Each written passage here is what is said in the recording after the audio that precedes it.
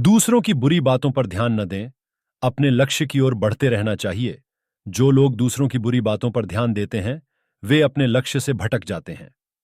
दूसरों की गलत बातों की वजह से हमारा आत्मविश्वास कमजोर हो सकता है। इस संबंध में एक प्राचीन कथा प्रचलित है। कथा के अनुसार पुराने समय में एक विद्वान संत अपने शिष्यों के साथ एक गांव से दूसरे गांव लगातार यात्रा करते रहते थे। कभी कभी किसी गांव में कुछ दिनों के लिए रुक भी जाते थे।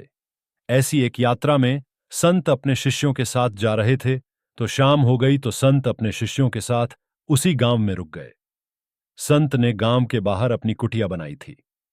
गांव में यह बात फैल गई कि कोई संत हमारे गांव के बाहर रुके हैं। धीरे धीरे उनके दर्शन के लिए लोग वहां पहुंचने लगे। संत बड़े विद्वान थे। वे गांव के लोगों को उनकी समस्याओं का समाधान बता रहे थे। संत के प्रवचनों की वजह से बहुत ही कम समय में वे काफी प्रसिद्ध हो गए। संत की प्रसिद्धि देखकर गांव का एक ब्राह्मण चिंतित हो गया। ब्राह्मण ने सोचा कि अगर गांव के लोग ऐसे ही संत के पास जाने लगे तो उसका धंधा खत्म हो जाएगा।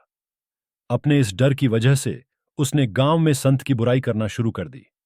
वह संत के बारे बुरी बातें प्रचारित करने लगा ताकि लोग संत को भगा दें। एक दिन संत के शिष्यों को सारी बातें मालूम हुई। वह दुखी और क्रोधित हो गए। उन्होंने अपने गुरु को पूरी बात बता दी।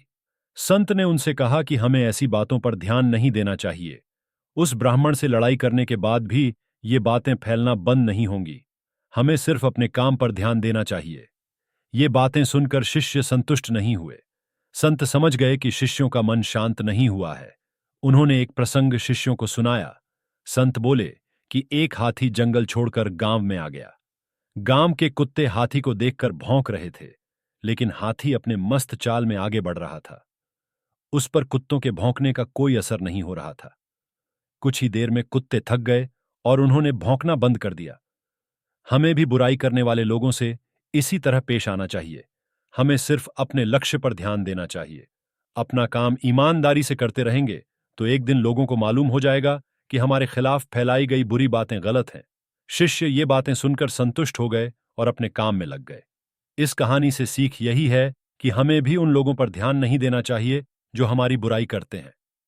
बुरी बातों की वजह से हमारा ही आत्मविश्वास कमजोर हो सकता है। इसीलिए अपना काम ईमानदारी से करते रहें और आगे बढ़ते रहना चाहिए।